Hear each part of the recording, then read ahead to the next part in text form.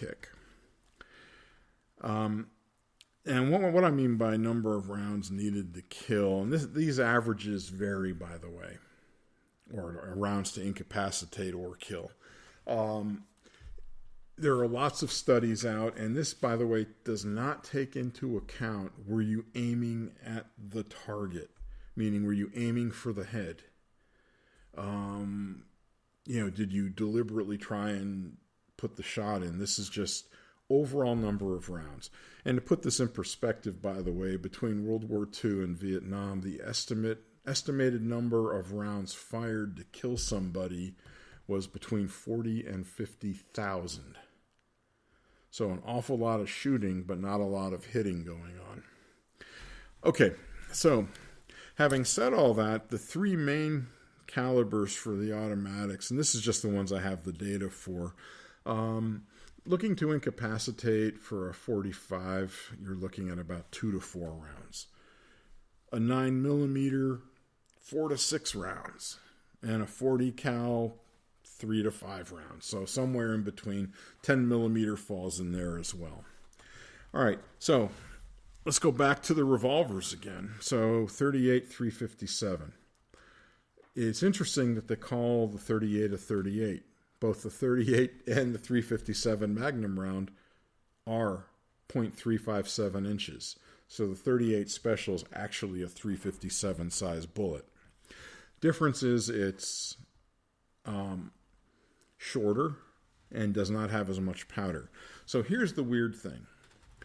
If you have a revolver chambered for 38 Special, you can only fire 38 Special ammunition. However, if you have a pistol chambered for 357 Magnum, you can either fire the 357 Magnum or the 38 Special rounds. And the reason you can do that is the 357 chambered gun is designed to handle the pressure increase, the difference in explosive powder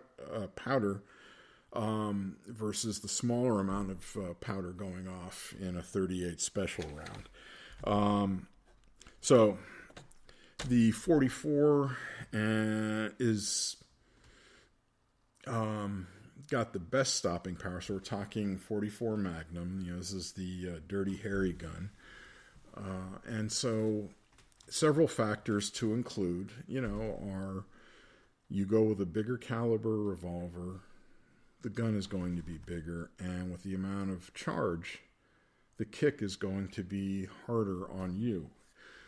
The advantage of a semi-automatic pistol is, the recoil energy and the slide working tends to absorb a lot of the energy from the shot being fired. When you're firing a revolver, that energy, you are the shock absorber for that gun. So can different people handle a 44? I think anyone can handle it. The question is getting one small enough to conceal.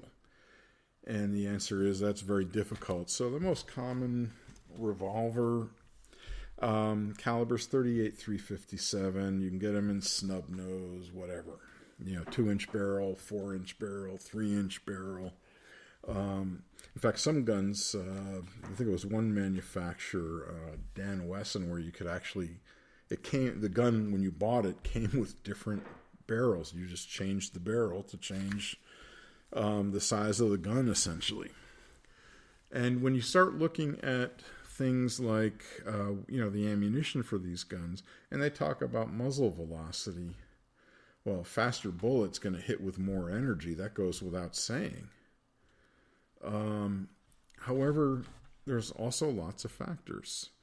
A revolver, you lose some energy when the flame shoots out at the gap between the cylinder and the barrel. And so that affects it. Barrel length affects it for every gun. The shorter the barrel, the less time, the powder's directly propelling the bullet. So it has a bigger energy bleed off. It also makes really cool, flashes at night when you fire it.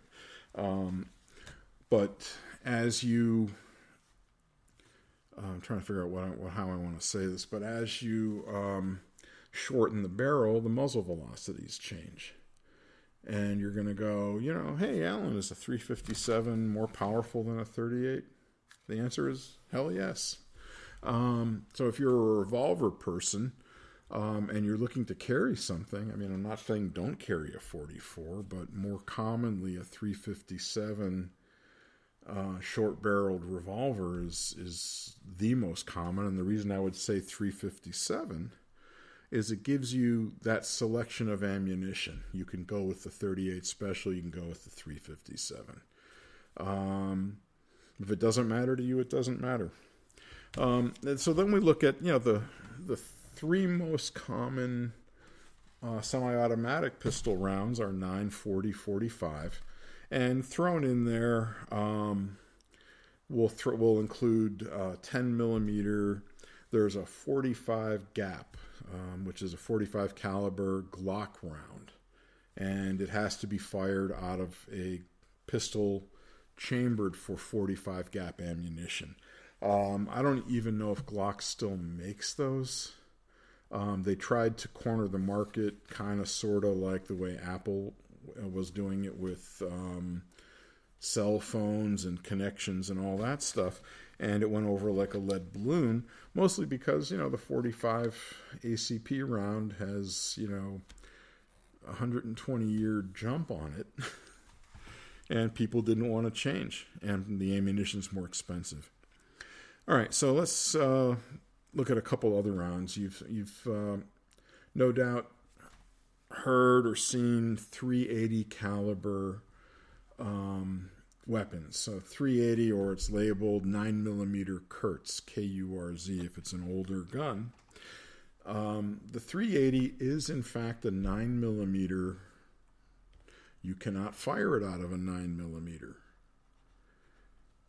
It's a rounder bullet. It has a lot less power. And you typically see it in a lot of the small pocket pistols, like, for example, Ruger LCP, Smith & Wesson Bodyguard 380,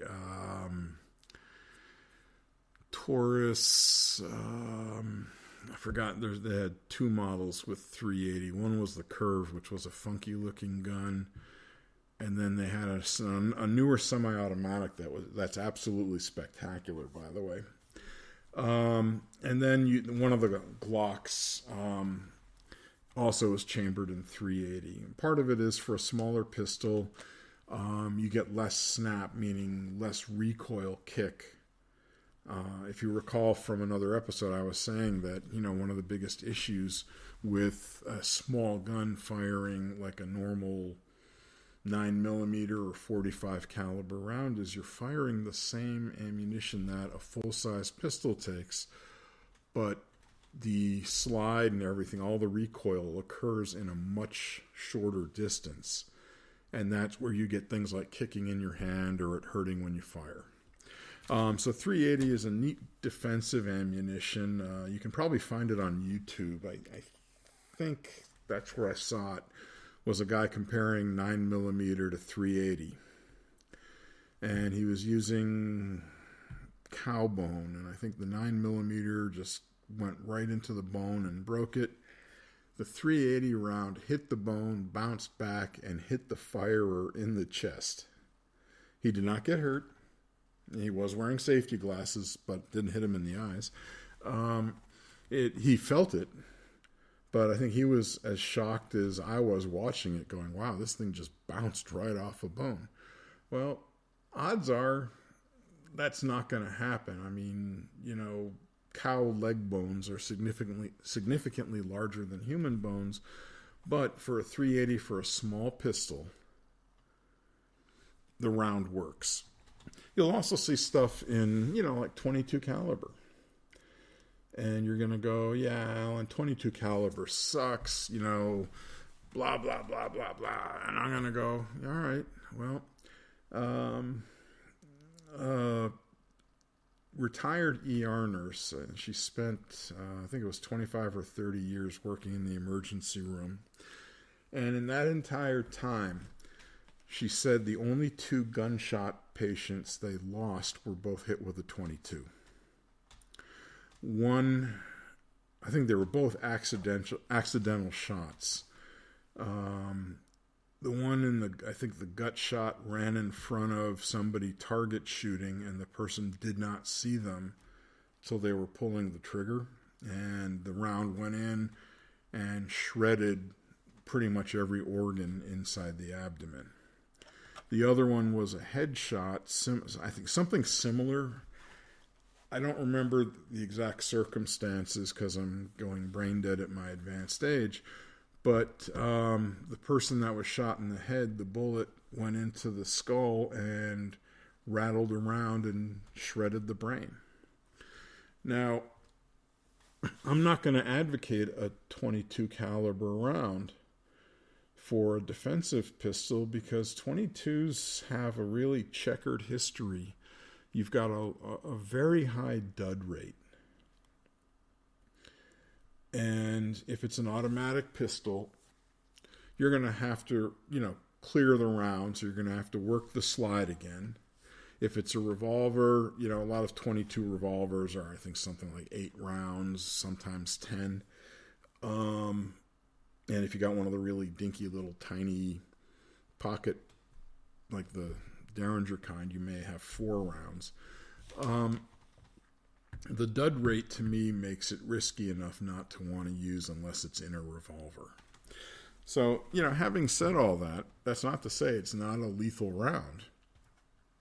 And the other ones that I barely mentioned were like 25 caliber and 32 caliber. And also, a lot of those are for pocket pistols. And in one study I found,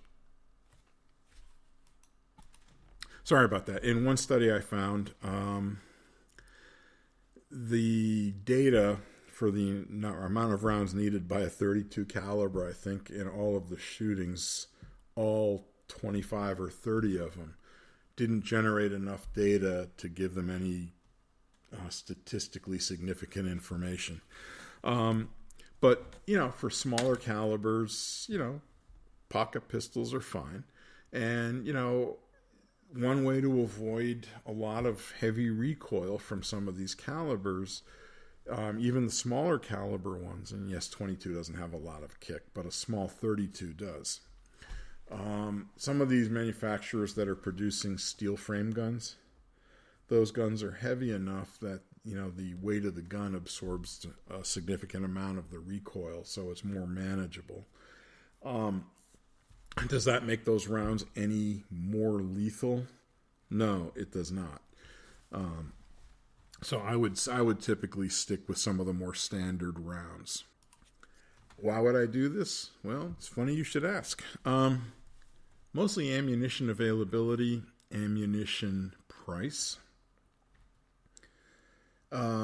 Those are 2 major factors. So what do you do? Well, when you get your gun, obviously you're going to want to shoot it. We'll talk about that in another episode, but there's lots of ammunition choices. You can go buy new ammunition, shoot it off. You can get factory reloads. You can get involved in reloading yourself, but again, that's for another time. Things to look at. When you're getting ammunition, most of it will be just plain ordinary ammunition. But you can find ammunition called Plus P, which is it's extra powder. It generates extra pressure in the gun, propels the slug out faster. You can only use that in a gun that says it's rated for Plus P. And if you use it in a gun that's not rated, you run the risk of blowing the gun up in your hand. So you're talking about getting yourself injured. I had that with a customer who was fiddling with the safety devices built into his reloading machine and double loaded a 45 and blew a brand new gun up in his hand. Luckily, it was just hand injuries and they were able to sew them back together, which wasn't a big deal. but he ballooned the barrel, stretched the frame, and he was lucky he walked away